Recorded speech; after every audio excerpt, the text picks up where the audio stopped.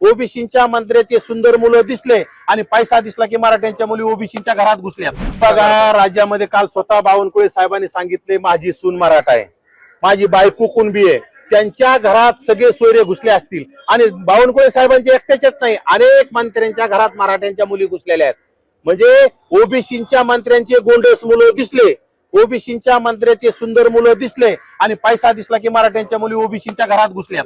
आणि मग जर मराठ्यांच्या मुलीच्या ऐकून जर हे मंत्री जर ओबीसीचा वाटोळा करत असत तर त्यांनी समोर येऊन सांगावं की आम्हाला ओबीसीची घेणं देणं नाही, आम्हाला गरीब गावगाड्यातील ओबीसीची काही घेणं देणं नाही, तुम्ही तुमचं बघून घ्या, आम्ही आता मराठा झालोत, आमचे सगळे सोयरे मराठा झालेत, आमच्या सुना मराठा झाल्यात, आमच्या बायका मराठा झाल्यात, आमच्याच्याने होणार नाही, तुम्ही तुमचं बघून घ्या। आम्ही त्यासाठी मंत्र्याकडे जाऊन जाब विचारणार आहोत आणि आमचा लढा आमच्या पद्धतीने आमच्या ओबीसीच्या जीवावर आणि ओबीसीसाठी आम्हाला लढावंच लागणार आहे। महाराष्ट्रातील सर्व बातम्यांचे विश्वासार्ह व्यासपीठ सकाळच्या सर्व सोशल मीडिया प्लॅटफॉर्मला लाईक, फॉलो आणि सबस्क्राईब करा। तसंच सर्व नोटिफिकेशनसाठी बेल आयकॉन प्रेस करायला विसरू नका।